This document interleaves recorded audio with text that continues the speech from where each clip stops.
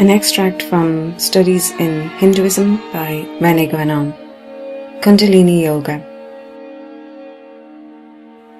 We have already on several occasions mentioned here the works of Arthur Avalon, Sir John Woodruff, devoted to one of the least known aspects of Hindu doctrine. What one calls Tantrism, because it is based on treatises designated by the generic term Tantras, and which is moreover much more widespread and less clearly delimited than one ordinarily believes, has always been, in fact, almost completely left to one side by Orientalists, who have been put off it both by the difficulty of its comprehension and by certain prejudices, the latter being, moreover, but the direct consequence of their incomprehension. One of the principal works, entitled The Serpent Power, has recently been republished. We do not intend to develop its analysis here, which would be almost impossible, and moreover of little interest. Much better for those of our readers who know English to refer to the volume itself, of which we could only ever give but an incomplete idea.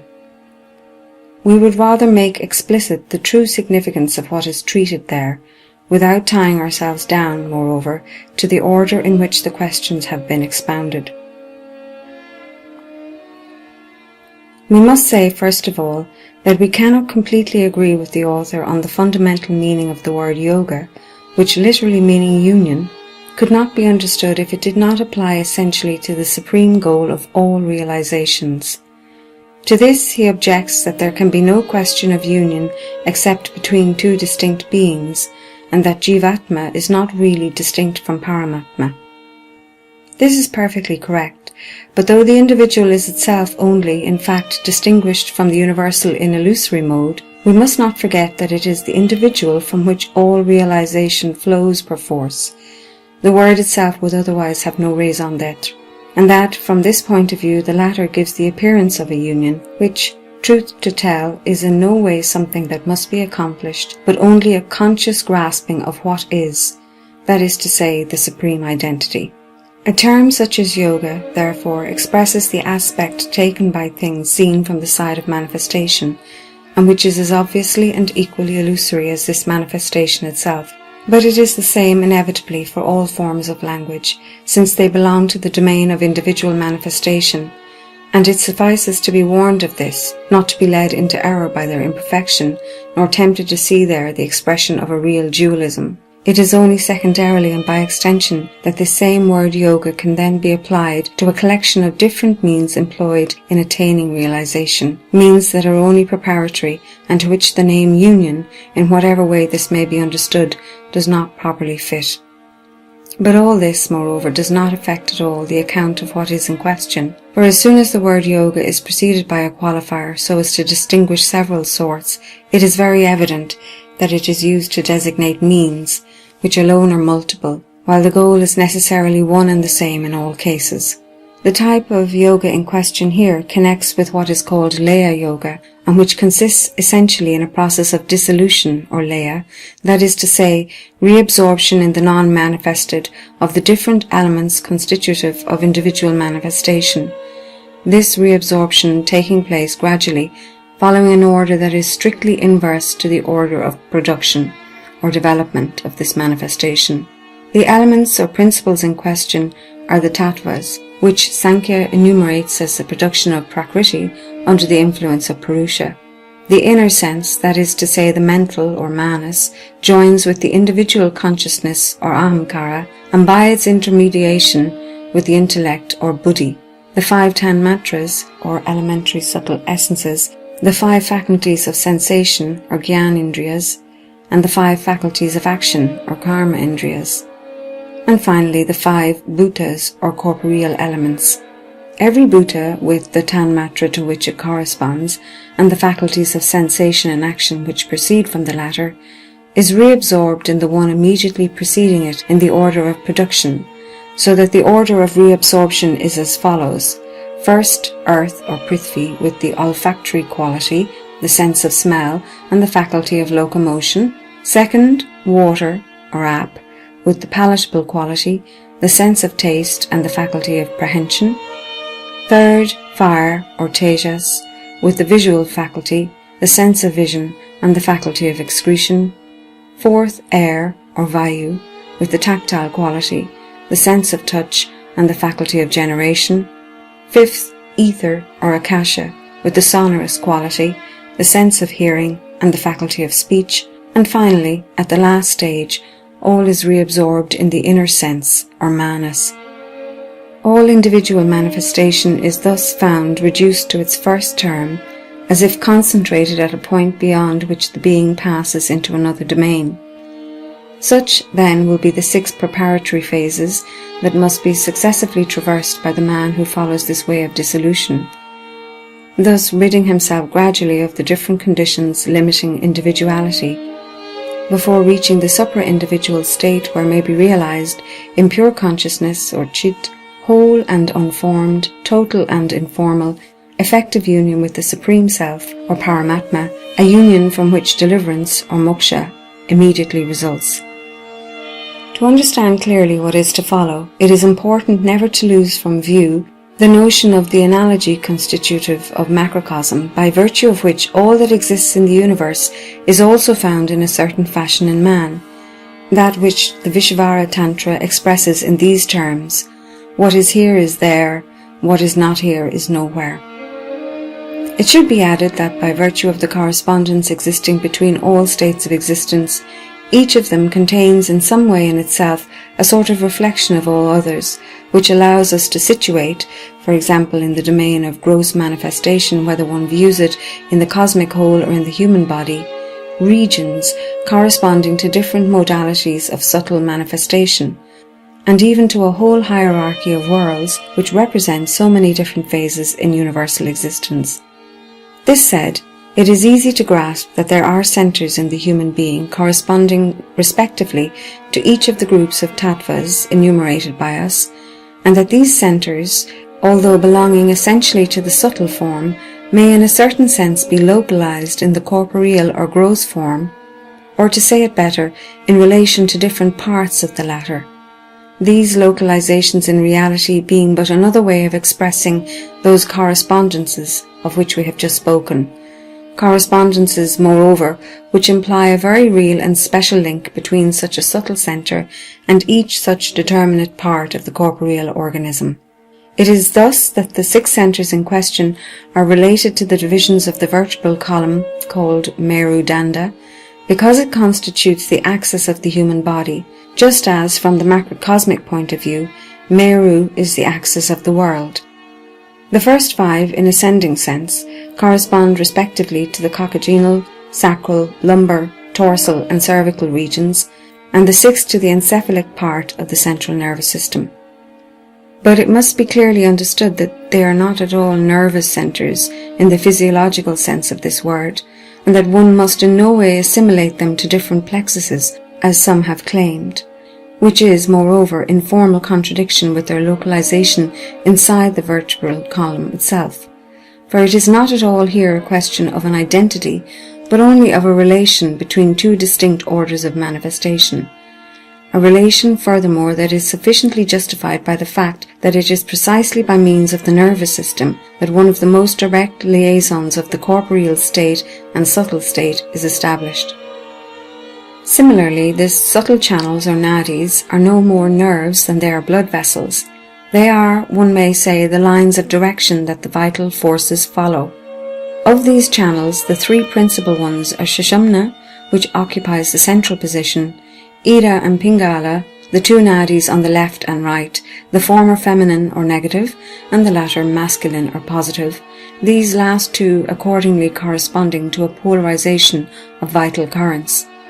Sushumna is situated inside the cerebrospinal axis, extending to the orifice that corresponds to the coronal of the head, or Brahma Randra. Ida and Pingala are outside this same axis, around which they crisscross in a sort of double helical coil to end respectively at the 2 nostrils left and right, being thus connected with the alternated respiration of one, then the other nostril. It is along the course of the Sushumna, and still more exactly inside it, for it is described as enclosing 2 other concentric and more slender channels called Vajra and Chitta, that are placed the centres we have mentioned.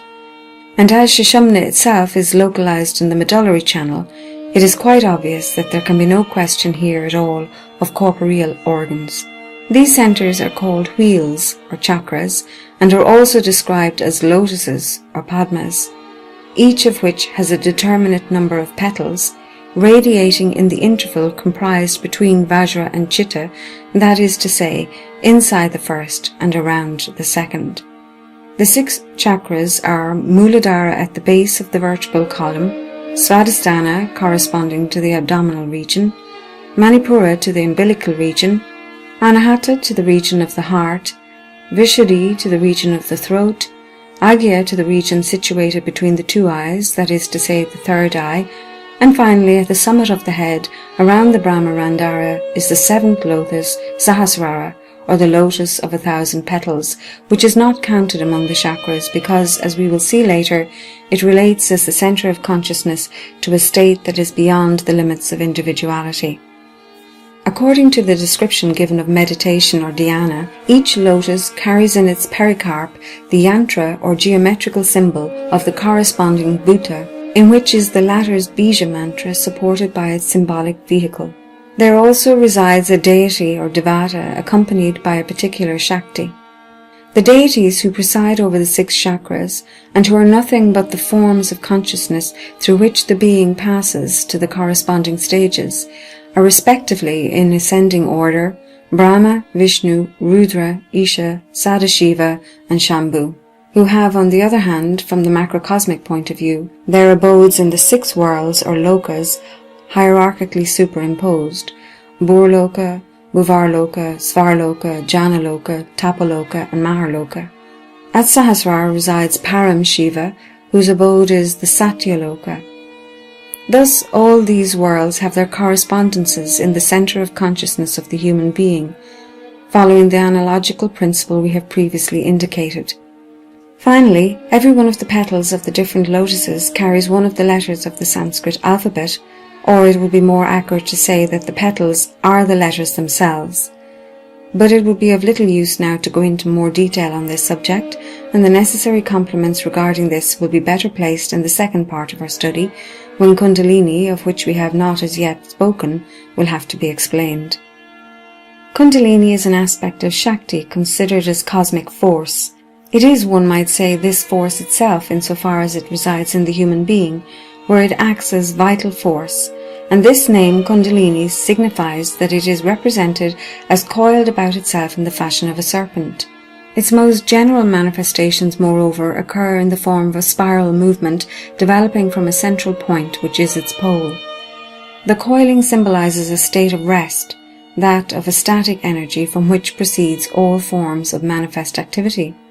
In other words, all vital forces, more or less specialized, which are constant in action in human individuality, under its double subtle and corporeal modality, are only secondary aspects of this same Shakti, which in itself, as Kundalini, remains immobile in the root center, or Muladhara, as base and support of all individual manifestation. When it is awakened, it unwinds and moves following an upward direction, reabsorbing into itself these diverse secondary Shaktis as it crosses the different centers of which we have previously spoken, until it finally unites with the Param Shiva in the lotus of 1,000 petals, or Sahasrara. The nature of Kundalini is described as being at once luminous, or Jyotirmayi, and sonorous, or Shabdamayi. We know that luminosity is considered as properly characterizing the subtle state, and also know the primordial role of sound in the cosmogonic process. There would also be much to say from the same cosmogonic point of view about the close connection that exists between sound and light. We cannot expatiate here on the very complex nature of sound, or Shabda, and its different modalities, both belonging to the subtle order, and finally Vaikari, which is articulated speech, a theory on which the whole science of mantra or mantra vidya rests. But we would remark that it is this that explains not only the presence of the bija mantras of the elements inside the lotuses, but also the presence of the letters on their petals. It must be clearly understood, in fact, that it is not a question here of letters as written characters, nor even of articulated sounds perceived by the ear. But these letters are seen as the bija mantras, or natural names, of all the activities or kriya associated with the tattva of the corresponding center, or as the expressions in gross sound, Vaikari Shabda, of the subtle sounds produced by the forces that constitute these activities. Kundalini, as long as it remains in its state of rest, resides in the Muladhara chakra, which is, as we have said, the centre localized at the base of the vertebral column, and which is the root or mula of Sushumna and all the nadis. Here is found the triangle called Tripura, which is the seat of the Shakti, Shakti Pita. The latter is coiled there 3.5 times around the symbolic linga of Shiva, designated as Swayambhu, covering with his head the Brahmadvara, that is to say, the entrance to Sushumna. There are 2 other lingas, one, Bana, at the Anahat chakra, and the other, Hara, in the Agya chakra. They correspond to the principal vital knots or granthis, whose passage constitutes what one may call the critical points in the process of Kundalini Yoga. And there is finally a 4th, or Para, in the Sahasrara abode of Param Shiva. When the Kundalini is awakened by the appropriate practices, whose description we will not go into, it penetrates inside the Sushumna, and during its ascent successively pierces the different lotuses that blossom with its passing. And as it successively reaches each centre, it reabsorbs in it, as we have already said, the different principles of individual manifestation which are specifically linked to this centre, and which, brought thus to the potential state, are drawn with it into its movement towards the superior centre. These are the so many stages of Laya Yoga. To each of these stages is related also the obtaining of certain particular powers or siddhis, but it is important to note that this is not at all what constitutes its essential, and one cannot insist too much on this, for the general tendency of Westerners is to attribute to these sort of things, as indeed to all that is phenomenal, an importance they do not and cannot possess in reality. As the author very correctly points out, the yogi, or to speak more accurately, he who is on the way to becoming one, does not aspire to possess any conditioned state, even a superior or celestial state, so elevated even as that may be, but aspires only after deliverance. All the greater reason then for him not to become attached to powers whose exercise emerges entirely from the domain of the most exterior manifestation. He who seeks these powers for themselves and who makes of them the goal of his development, instead of seeing in them only simple accidental results, will never be a true yogi, for they will constitute for him insurmountable obstacles, hindering him from continuing to follow the ascending path to its final end. His whole realization will only therefore consist of certain extensions of human individuality, a result whose value is strictly zero in light of the supreme goal. Normally the powers in question must only be regarded as signs indicating that the being has effectively reached such and such a stage. It is, if one wishes, an external means of control. But what really matters, at whatever stage it may be, is a certain state of consciousness represented, as we have said, by a deity or devata, with which the being identifies at this level of realization. And these states themselves have value only as a gradual preparation for the supreme union, which has no common measure with them, for there can be none between the conditioned and the unconditioned. We will not repeat here the enumeration which we have already given in the first part of this study of the centres corresponding to the 5 bhutas and their respective localizations. They relate to the different degrees of corporeal manifestation, and in the passage from one to the next, each group of tattvas is dissolved into the group immediately above it, the more gross always being reabsorbed into the most subtle. In the last place comes the Agya chakra, where one found the subtle tattvas of the mental order, and in the pericarp, whose sacred monosymbol is Om. This centre is so called because it is here that is received from above, that is, from the supra-individual domain, the command or Agya of the internal Guru, who is Param Shiva, with whom the Self is identical in reality. The localization of this chakra is in direct relation with the third eye, which is the eye of knowledge, or Jnana Kaksus.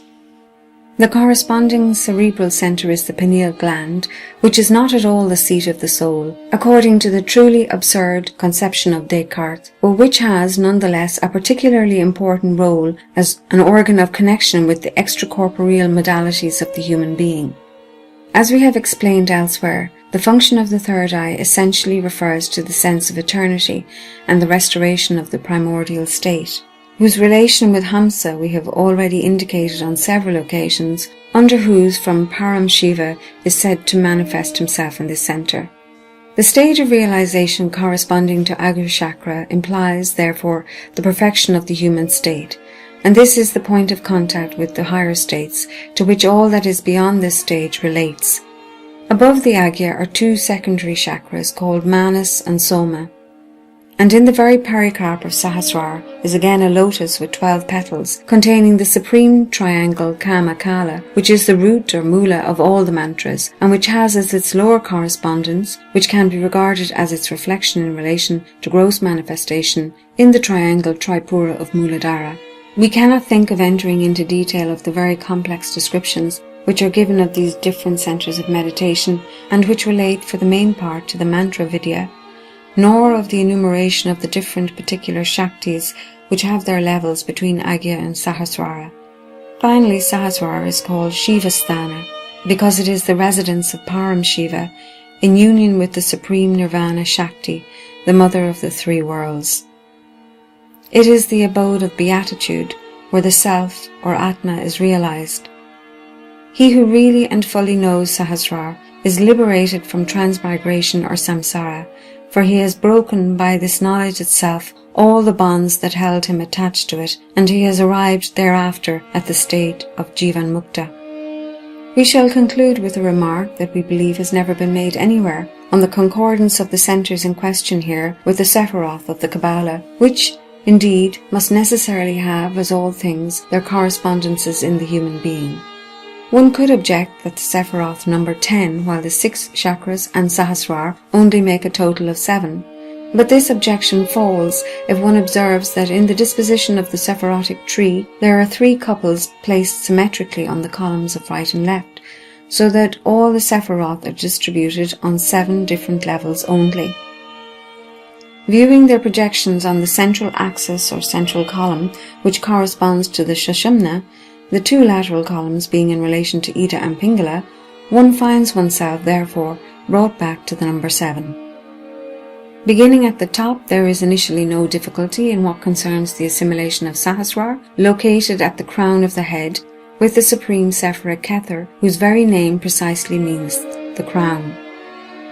Then comes the composite Chokhmah and Bina, which must correspond to Agya, and whose duality could even be represented by the 2 petals of this lotus.